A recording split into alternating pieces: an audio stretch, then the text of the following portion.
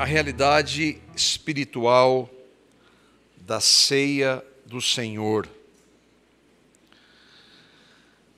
Antes eu quero entrar propriamente no tema, eu quero fazer alguns breves esclarecimentos. No dia 8 do mês passado, eu tratei na sequência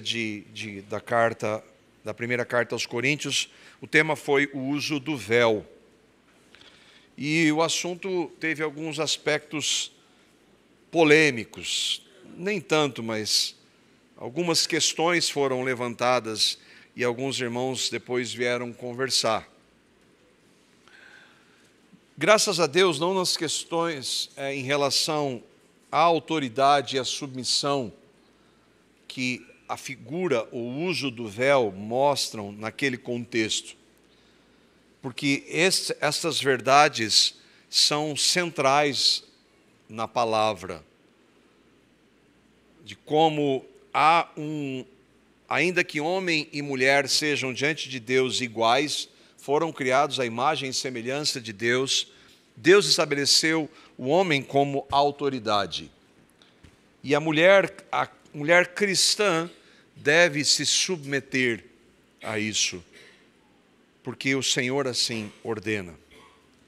Mas nós tivemos algumas compreensões e às vezes talvez falta da minha parte do que significaria ali profetizar e orar.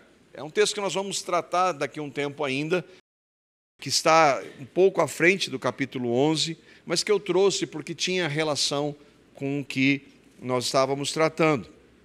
Quanto as mulheres podem participar no culto público? E também uma questão que surgiu em relação ao cabelo do homem. Eu não gosto, usa-se essa expressão, mas por falta de outra a gente acaba usando. Não gosto da ideia de secundárias em relação à palavra. Existem doutrinas e ensinamentos que são fundamentais, inegociáveis para a verdadeira fé. Mas há alguns que nós, às vezes, entendemos que não são tão importantes. É difícil nós vermos isso em relação à palavra de Deus, porque tudo que Deus trouxe é importante. Mas questões como essas, de quanto a mulher pode participar ou não no culto público, e se ela pode participar, ou a questão do véu, da aplicação para isso, ou essa questão de algumas questões que às vezes se misturam com a realidade cultural e com o ensino da Escritura, por não serem explícitas, e um dos textos que eu trouxe aqui, que vocês vão lembrar, é que Paulo disse que as mulheres deviam usar o véu por causa dos anjos. E eu, lendo vários irmãos, ninguém sabe o que Paulo quis dizer com isso. Então, por isso há questões que não são tão claras para nós. Talvez naquele contexto, quando Paulo escreve, aqueles irmãos pudessem entender, mas hoje nós não podemos mais, nós não entendemos isso. Essas compreensões, esses assuntos, às vezes geram compreensões diferentes. E eu vi, e citei inclusive, algumas diferenças entre aqueles com irmãos que nós nos identificamos, que são os reformados. É fato que o erro, e aqui é muito importante, o erro não está na Bíblia, nunca vai estar na Bíblia, porque a Bíblia é a palavra de Deus, Deus não erra. O problema está em nós, devido a diversas limitações que nós temos. Eu gosto muito do reverendo Augusto Nicodemos, quando ele diz, nós temos um texto que é a palavra de Deus, mas nós não podemos esquecer que ele foi escrito há 2000 anos, de uma cultura totalmente diferente, uma língua que não existe mais, porque o grego que há hoje é um grego muito diferente, e o hebraico também é diferente daquele momento que foram escritos. Então há várias questões que nós não estamos mais, ainda que seja a palavra de Deus, nós não temos acesso. Então há sim limitações.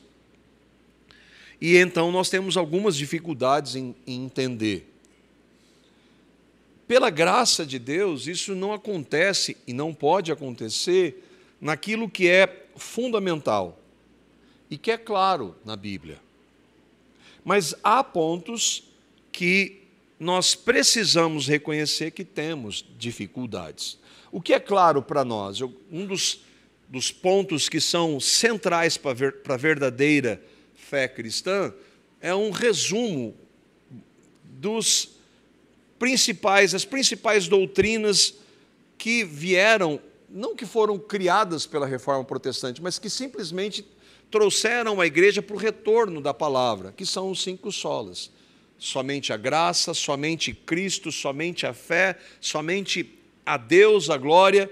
E qual que é o outro mesmo? Somente a Bíblia. Então, esses são pilares que todo verdadeiro cristão crê. Mas entre irmãos há diferenças em alguns assuntos que são às vezes difíceis.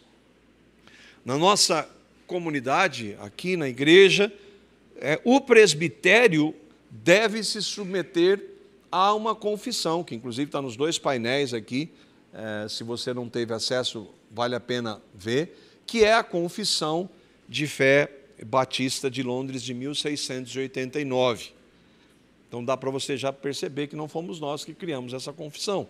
Nós a adotamos como uma maneira que mais glorifica a Deus em sua interpretação, mas ela não é a Bíblia. A Bíblia é inerrante, não a confissão. Mas nós entendemos que precisávamos de um norte para nos pautarmos. Então, a liderança da igreja e o que nós ensinamos tem que estar de acordo com essa confissão. Mas nós temos diferenças, e aqui entre nós, por exemplo, do presbitério, em questões como da escatologia, em relação à vinda de Jesus, como ela acontece, em que estágio, há diferenças.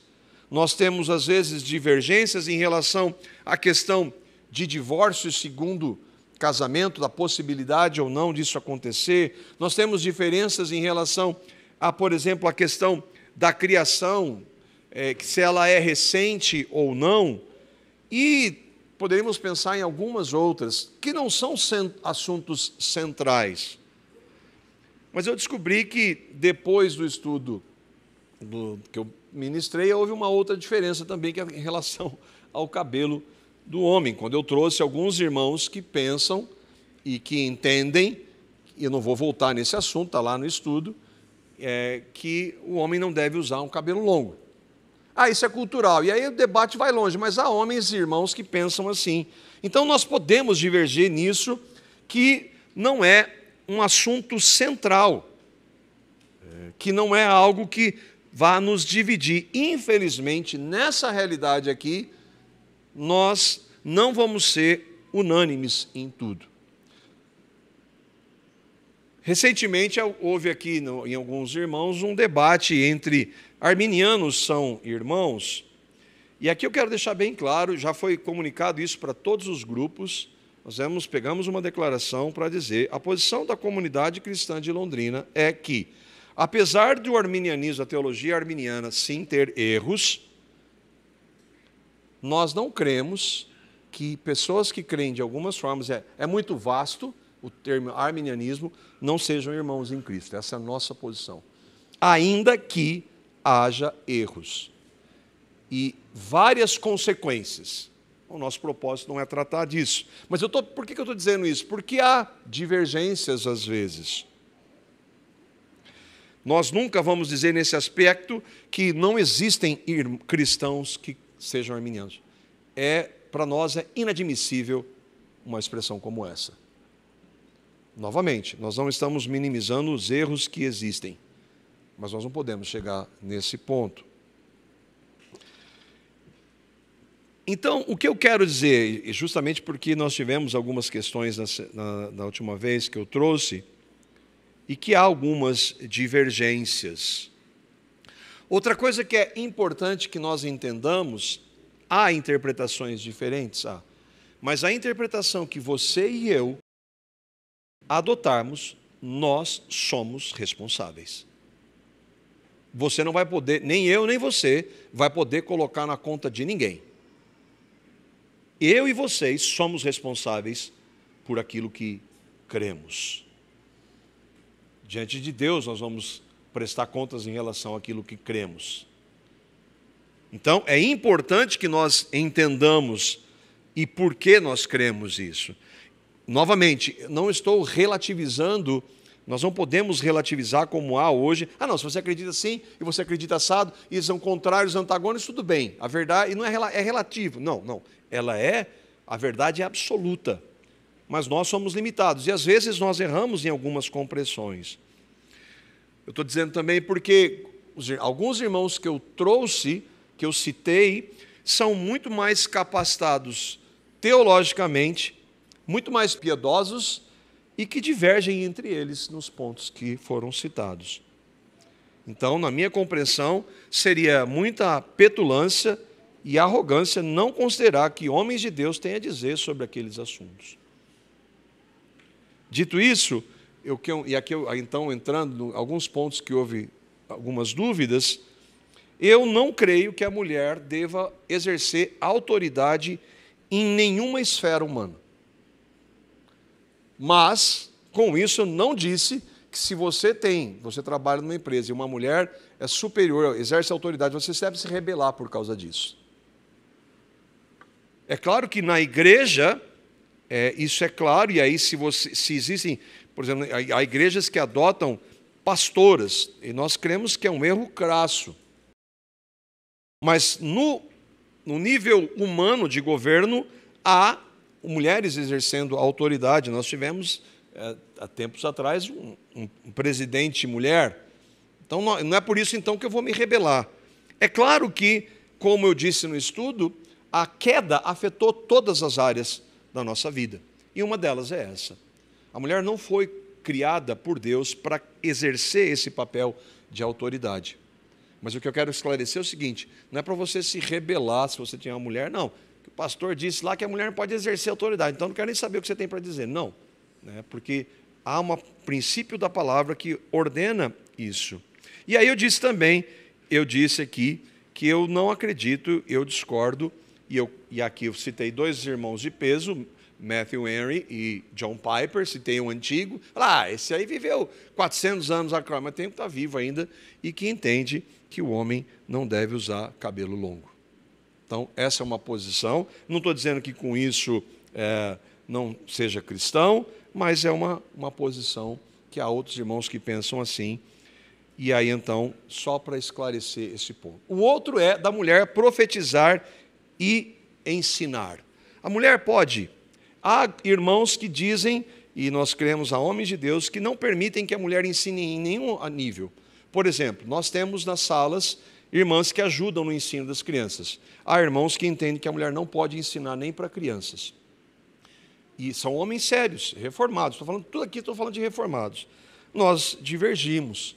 Nós entendemos que a mulher pode ensinar outras mulheres, que a mulher pode ensinar crianças. E nós já tivemos aqui, hoje talvez não, mas anos passados, nós já permitimos que irmãs trouxessem um ensino aqui, é claro que debaixo da supervisão do presbitério. O que é claro para nós é que a mulher não pode exercer papel de autoridade na igreja. Mas, obviamente, esse assunto não acabou na minha pregação, não vai acabar agora. Então, o que eu quero esclarecer aquilo que eu trouxe aqui, porque houve algumas perguntas a respeito, tá bom? Dito isso, então, vamos entrar no nosso assunto e vamos direto ao texto. Eu coloquei aqui explicações mais ou menos feitas, vamos para o nosso assunto. 1 Coríntios, capítulo 11, versos 17 a 34. Eu queria também aqui lembrar, é que nós estudamos regularmente aqui e leva tempo, nós estamos estudando Isaías, Pedro, Efésios, então não é uma sequência, um estudo, ler toda a carta. Mas se você e eu parássemos para, ali por uma hora e pouco, ler toda a carta, primeira carta de Paulo aos Coríntios, nós diríamos assim, não é possível que esses homens e mulheres eram cristãos. E aí eu coloquei aqui, tome muito cuidado para sair dizendo aí, esse é cristão, esse não é. Muito cuidado. Porque talvez na nossa conta, a igreja de Corinto nem seria igreja. Mas ela é igreja. Ela foi igreja com erros crassos.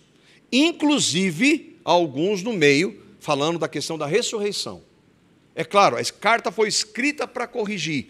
Mas o princípio, assim como Jesus trabalha, João falando das 7 igrejas do Apocalipse, e você vai ver lá que tinha igrejas que tinham vários erros, ele nunca diz, aí não tem nenhum cristão. Ele diz, vamos tratar, chamar os cristãos ao arrependimento.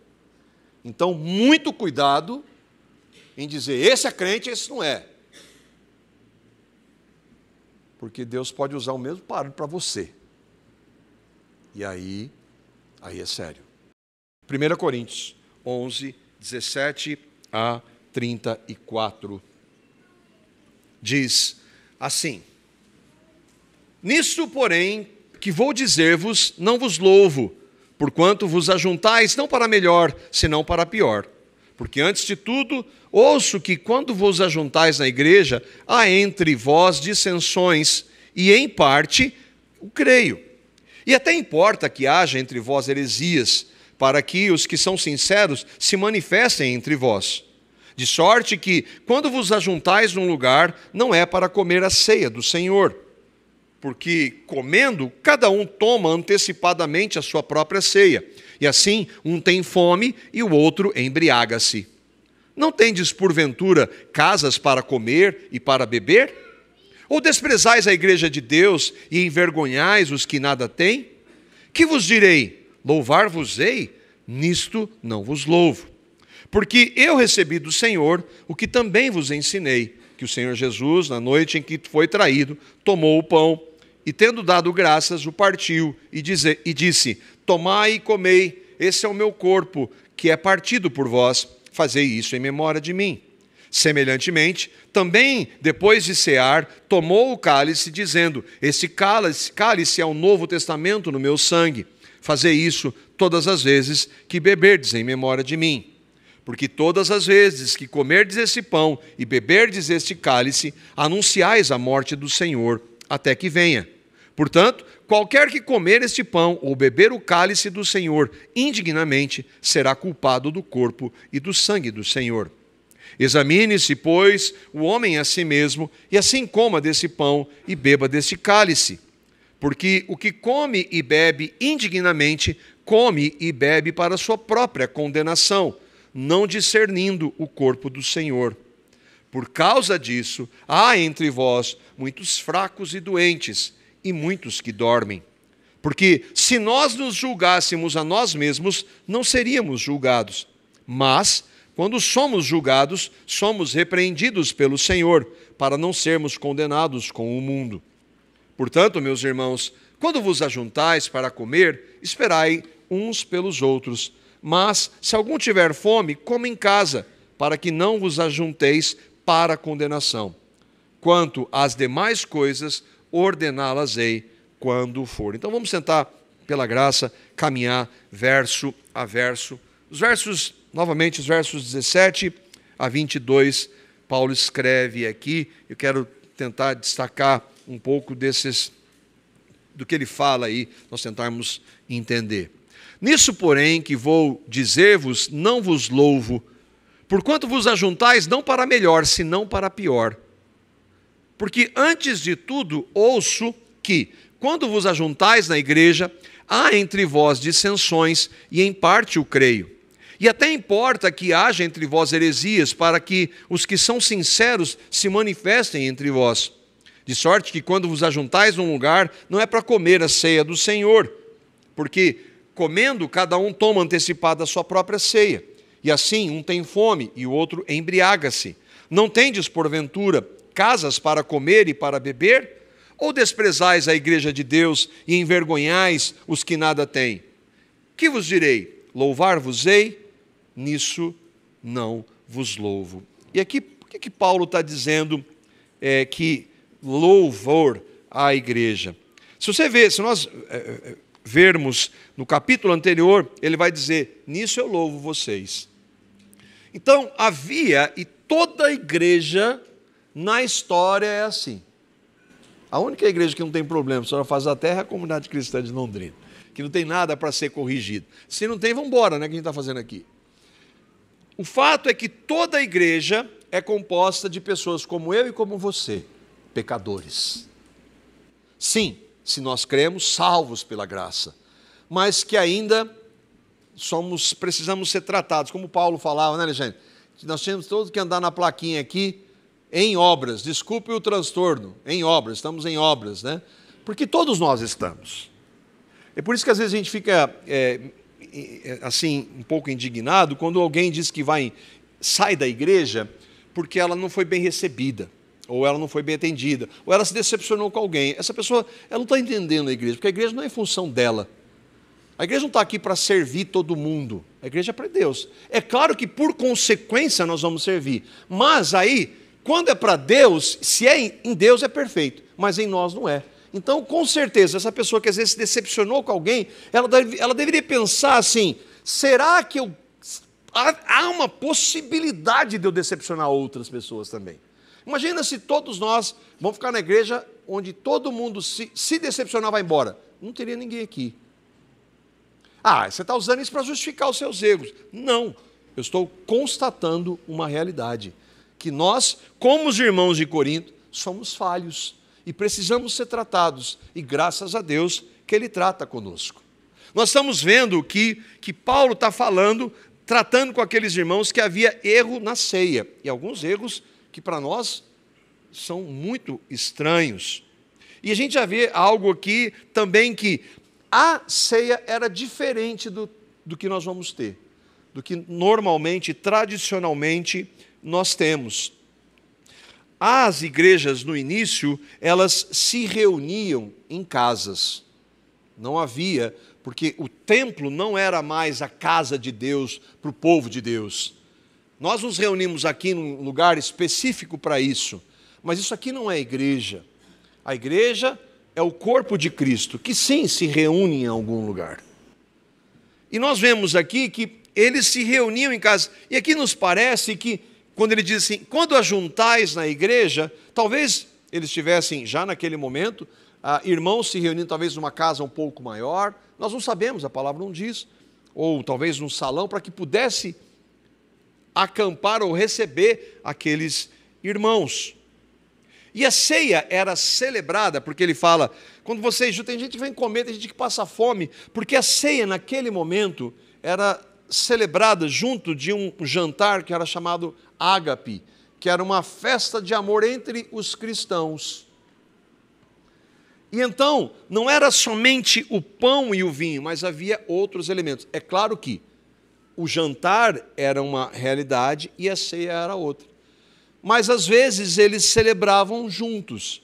E aqui uma outra questão que é importante, né? E que ele diz aqui que alguns se embriagavam, porque aqui é um parêntese, é a ideia, porque há irmãos, homens de Deus, que entendem que um cristão jamais deve colocar qualquer bebida alcoólica em sua boca.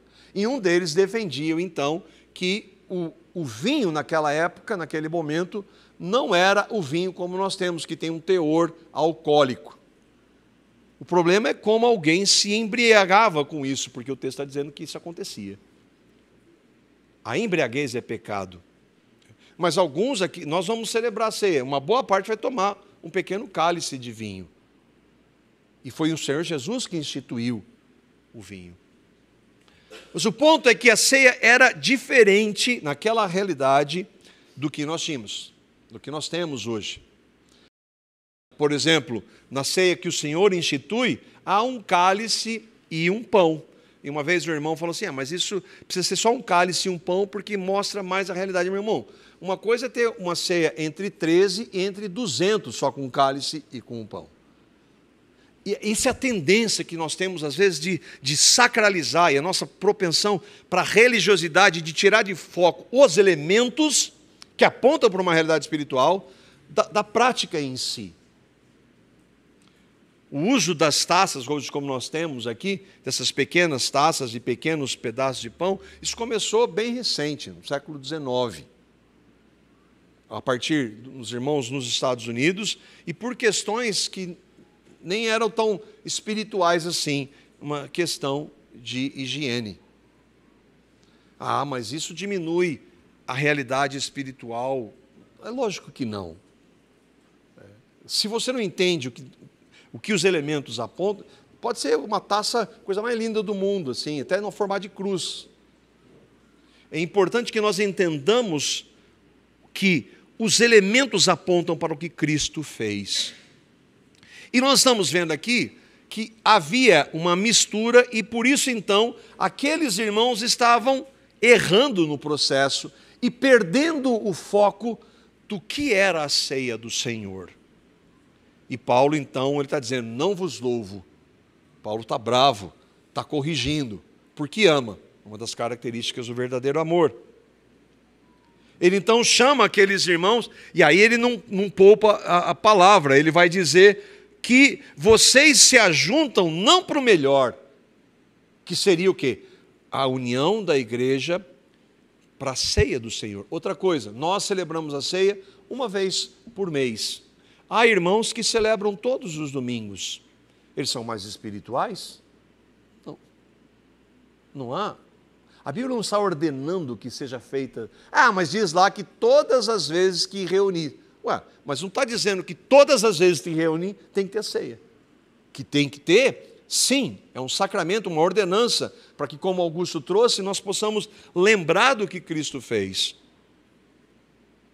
Alguns irmãos vão dizer que ali, das divisões que há, porque ele diz, até que há entre vocês dissensões, divisões, lembra, isso tem lá no começo da carta, quando Paulo corrige aqueles irmãos que um dizia que era de Paulo, o outro dizia que era de Apolo, o outro dizia que era de Pedro, o outro dizia que era de Cristo, e Paulo fala, não, irmãos, é Cristo, foi Ele que foi crucificado por nós. Mas havia, e essas dissensões, e alguns irmãos, alguns comentaristas vão dizer, que inclusive estava causando ali, porque a igreja sempre, e essa é uma das maravilhas da igreja, há pessoas na igreja, sempre houve, não vai acabar até Jesus voltar, pessoas que têm mais posses que outras.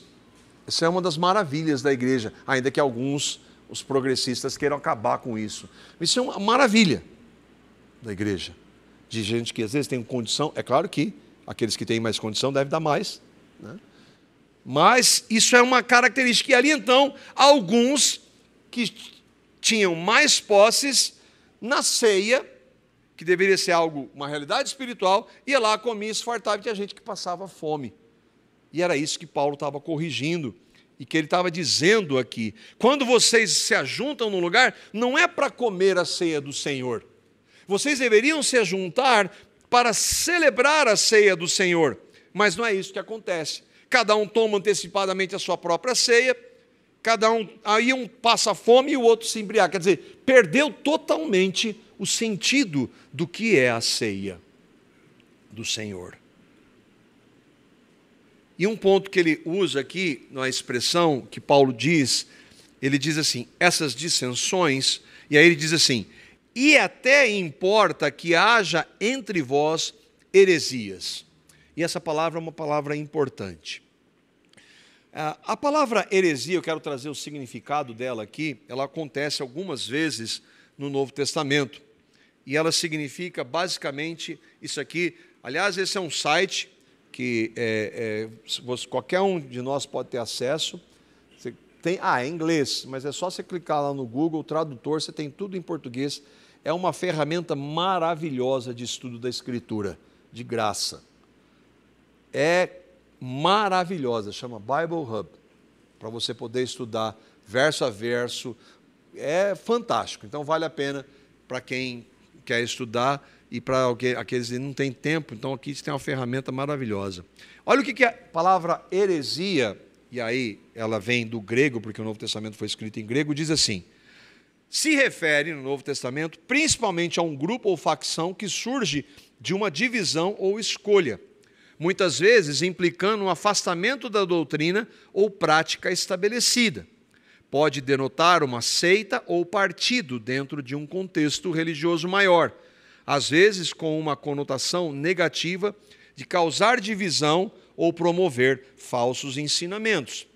E nós vamos ver que isso aconteceu lá em Corinto. Aliás, aconteceu em todas as igrejas. Aliás, acontece até hoje. E Paulo, então, está dizendo, voltando aqui, que é importante, ou que importa que haja heresias. Mas como assim? Porque as heresias servem para dividir o quê? O falso do verdadeiro. Não é que ele deseja isso, mas ele está dizendo que, olha só, numa igreja que foi plantada pelo apóstolo Paulo, já havia isso. Imagine nós. Então Paulo está nos antecipando, dizer, isso vai sempre acontecer, por isso que nós devemos estar sempre pautados onde na Escritura. Espera aí, o que você está trazendo aí, o que você está querendo ensinar? Onde está isso na Bíblia? Ah, mas o profeta fulano de tal, não interessa o que o profeta me mostra na Bíblia. Ah, nós vamos ver, nós não ouvimos profetas? Sim, os profetas estão aqui. E Paulo está dizendo, é importante que isso, ou importa que isso aconteça, para que então nós possamos distinguir a verdade do que é falso. Estava acontecendo ali, naquela realidade. Por exemplo, há hoje evangélicos se tornando ou voltando ao catolicismo. Há pastores, entre aspas, liberais, negando o pecado,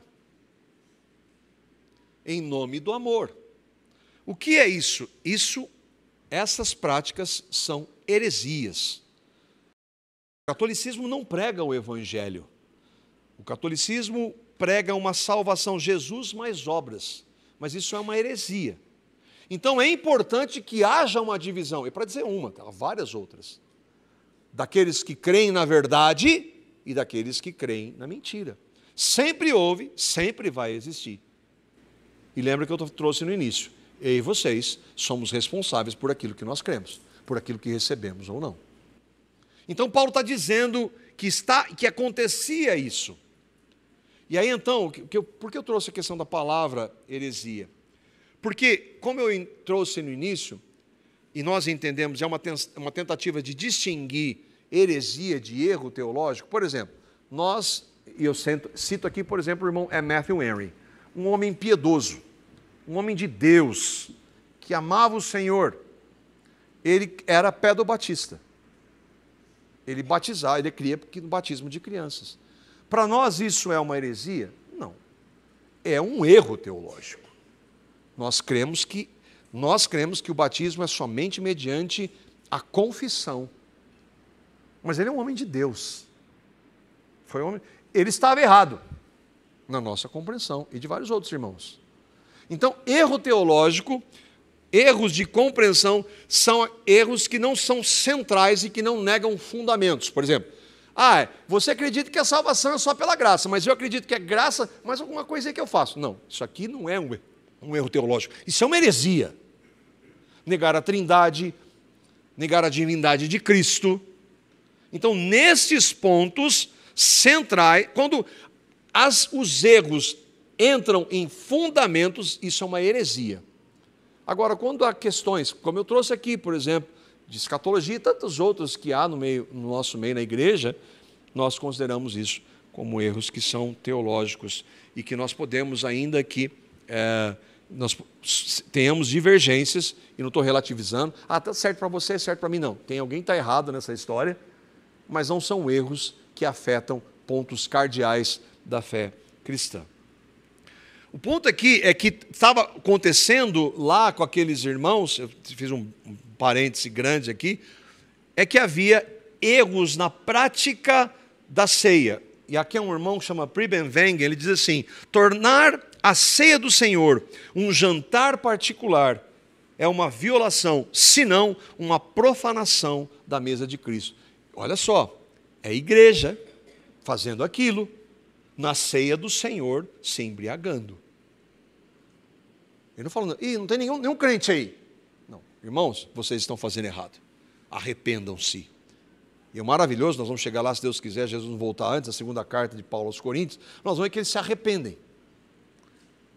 Que eles se arrependem pelo que Paulo tratou com eles. A igreja é assim, nós somos assim, que o Alexandre hoje lembrou, que é importante também, nós devemos participar da ceia com temor e reverência, mas com alegria. A ceia é uma celebração de júbilo para aqueles que creem. Nós estamos celebrando o que Cristo fez por nós. Mas não pode virar bagunça. Tem que haver temor e reverência diante do que os elementos apontam, o corpo de Cristo na cruz por nós. Por que tem que ser assim, Paulo? Versos 23 a 26. Então ele corrige aqueles irmãos, ele está dizendo por que eles estão errando, e aí então ele vai explicar. Porque eu recebi do Senhor o que também vos ensinei. Olha o que é a ceia, irmãos, ele está falando, irmãos, olha o que é a ceia do Senhor.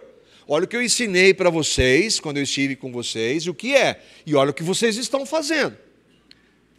Que o Senhor Jesus, na noite em que foi traído, tomou o pão, e tendo dado graças, o partiu, e disse, tomai e comei, isto é o meu corpo, que é partido por vós. Fazei isso em memória de mim. Semelhantemente, também depois de cear, tomou o cálice, dizendo, este cálice é o novo testamento no meu sangue. Fazei isso todas as vezes que beberdes em memória de mim, porque todas as vezes que comerdes esse pão e beberdes esse cálice, anunciais a morte do Senhor até que venha. Ele não está querendo dizer que nós não celebramos, que não seja um momento de alegria, mas é de reverência e temor, porque aponta para o que Cristo fez para tratar com os nossos pecados. Paulo disse que ele recebeu do Senhor, e eu sempre entendia, na minha compreensão equivocada, é que Paulo talvez tivesse recebido isso do Senhor, sim, por meio da tradição, e aí a tradição, nós tratamos isso um pouco na última vez, a tradição, não há nenhum problema na tradição, desde que a tradição seja fundamentada na Escritura ou não fira a Escritura. Paulo, eu entendia que ele havia recebido por meio dos apóstolos, dos primeiros. Por quê? Porque ele não estava lá na ceia do Senhor naquele momento. Mas ele está dizendo que ele recebeu do Senhor, então foi uma revelação direta. Quando Paulo escreve as suas cartas, as cartas de Paulo foram escritas antes dos evangelhos. Então ele não teve acesso aos evangelhos. E aqui então, ele está dizendo, eu recebi do Senhor. Ele está mostrando que foi uma revelação direta, e eu recebi para ensinar vocês. Então, por isso vocês estão errando na prática de vocês. E aqui ele trata, lembrando que o Senhor Jesus falou, este é ou isto é o meu corpo. E aqui também, desconsiderando o que o catolicismo diz, que o corpo, que o pão literalmente se transforma no corpo de Cristo, e o vinho, quando a pessoa toma, ela literalmente está tomando o sangue de Jesus, que é uma doutrina católica errada. Depois da Reforma Protestante, houve irmãos falando assim, não é a transubstanciação, mas é a consubstanciação. Então, houve debate entre irmãos nesse sentido. Mas o que nós temos aqui, e aí eu quero trazer qual que é a compreensão da igreja hoje, a nossa, é que, e não somente a nossa, da teologia reformada, é que, obviamente, o pão não deixa de ser pão, e o vinho não deixa de ser vinho. Eles são elementos que o Senhor instituiu. E aí, aqui outro parênteses, né? Houve aí igrejas que começou a fazer, não, já que é um símbolo, vamos fazer ceia com Coca-Cola. É inacreditável o que nós conseguimos desenvolver, né? É claro que não, deve ser os elementos que o próprio Senhor estabeleceu, porque apontam para a realidade do que Ele fez. Mas assim como Ele não é, o pão não se torna o corpo de Cristo, quando Jesus disse que Ele era a porta, não é uma porta. Ele está usando de uma linguagem de um elemento simbólico, mas que sim aponta para uma realidade espiritual. O corpo de Jesus está onde? está à direita de Deus Pai, hoje, no céu. E um dia ele voltará com o seu corpo glorificado. E aqui nós vemos os elementos que o sangue, o corpo, a morte de Jesus, ele fala, tomem, este é o meu corpo, façam em memória de mim, este é o meu sangue, façam em memória de mim. E Paulo então diz que isso aponta para a morte de Cristo. E o que é isso? É o Evangelho.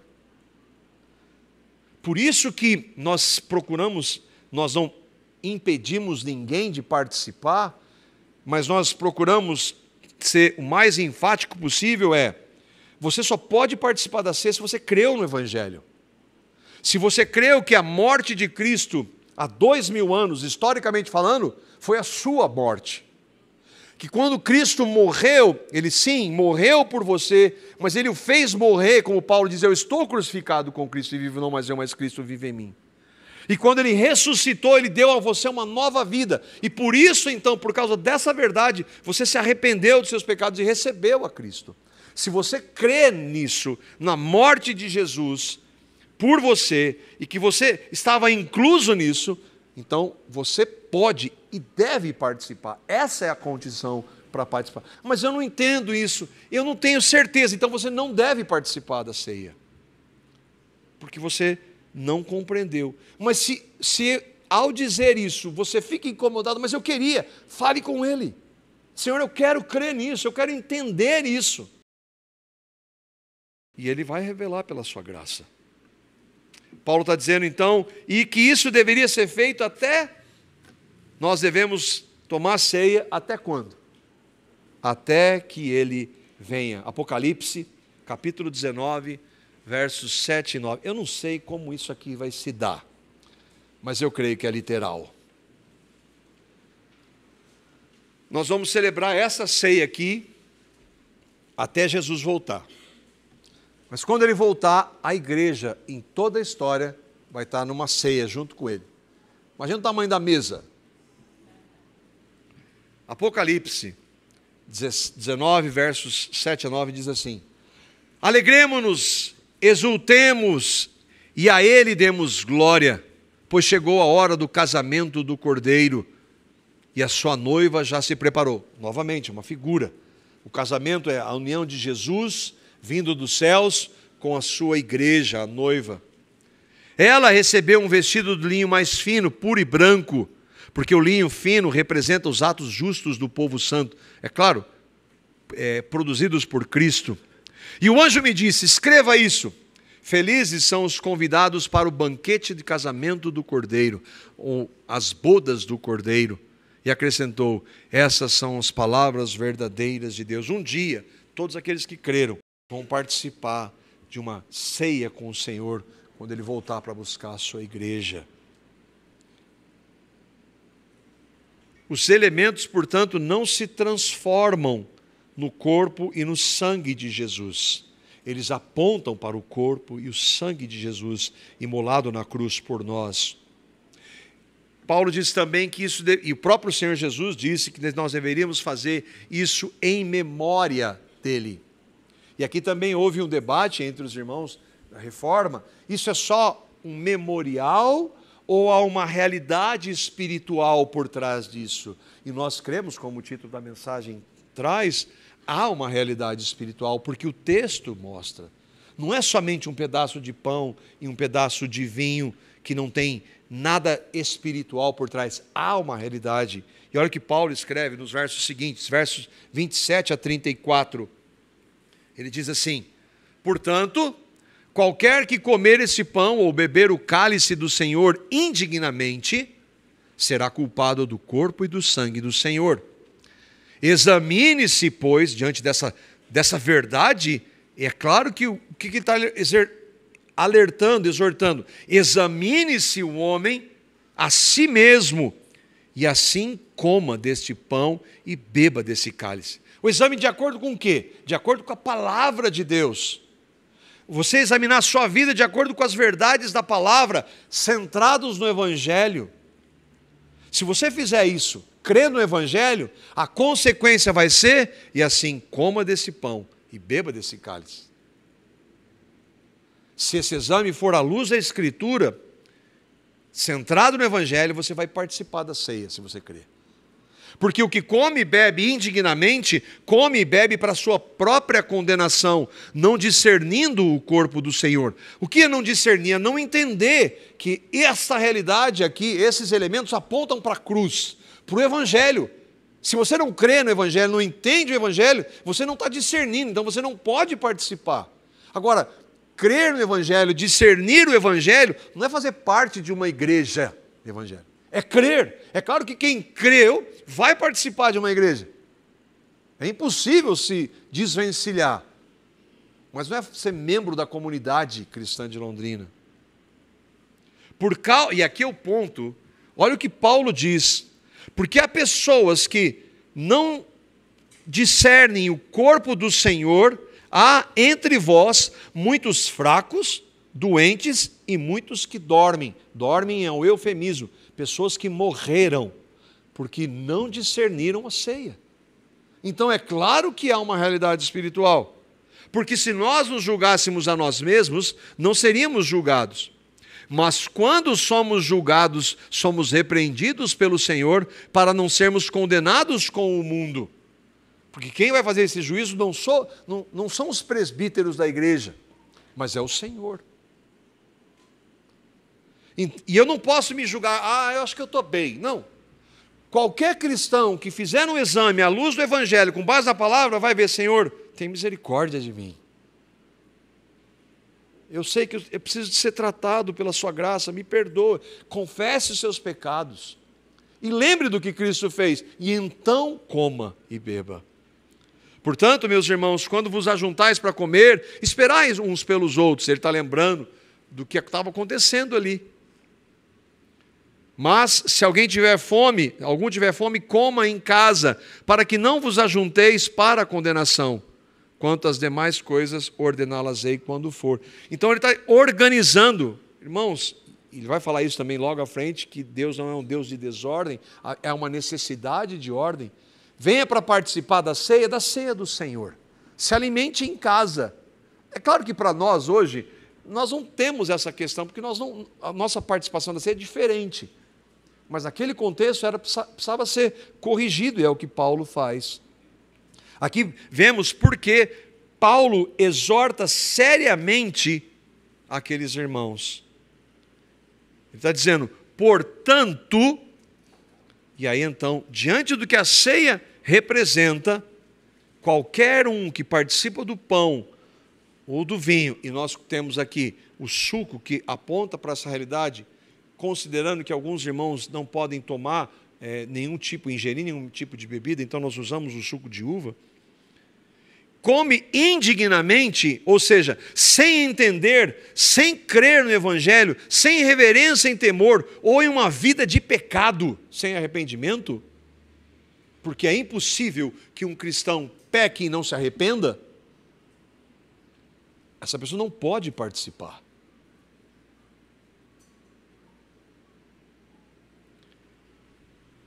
Paulo está exortando de maneira muito séria aqui. E aqui tem um grupo de irmãos que comenta sobre isso. Biblicamente, existem dois tipos de pessoas que não devem tomar a comunhão. A comunhão é uma outra expressão para participar da ceia. Os não regenerados, que não creram no Evangelho, e os impenitentes. E aqui, os excluídos. Quem? Aqueles que são excluídos da comunhão da igreja e que não se arrependem. A comunhão não deve ser aberta para aqueles que não nasceram de novo ou aqueles que estão vivendo em pecado conhecido e não confessado. E é por isso que é muito sério o que Paulo está dizendo aqui. Porque é culpado do corpo e do sangue do Senhor. O que significa isso? Nós não sabemos. Há irmãos que vão tentar trazer interpretações diferentes para isso, mas o que nós podemos ter clareza que é algo muito sério. Isso ninguém duvida. Eu posso entender, mas o que ele quer dizer ser culpado do corpo e do sangue? E alguns tentam interpretar de uma forma, mas o que nós podemos entender é que isso é algo muito sério. De alegria, sim, mas de reverência e de temor. E era tão sério que, como nós vimos lá, havia pessoas que estavam ficando doentes e algumas morreram por desobedecer isso. Esse texto mostra então que há uma realidade espiritual. Isso pode acontecer hoje? É claro que sim. Agora, nenhum de nós vai poder dizer que isso aconteceu por esse ou aquele fato. Mas que pode acontecer, pode. O que aconteceu na igreja em Corinto? O que Paulo está trazendo é um alerta para que eu e você façamos esse exame diante de Deus, para ver se nós podemos participar da ceia do Senhor. O que nós podemos, e aqui eu quero trazer mais 2 textos de 2 irmãos, para nós então encerrarmos e então participarmos. Paulo está dizendo que nós devemos nos examinar e assim comer e beber. Qualquer cristão, diante dessas exortações tão fortes que Paulo traz, vai ter... Qual é a reação nossa? Temor. E aí eu vou pensar, mas e se eu e se eu estiver cometendo um pecado que às vezes eu nem sei? Será que eu não devo participar? Será que é melhor eu não participar da ceia? Porque eu sou um pecador. Bom, mas o homem que está escrevendo isso aqui também era.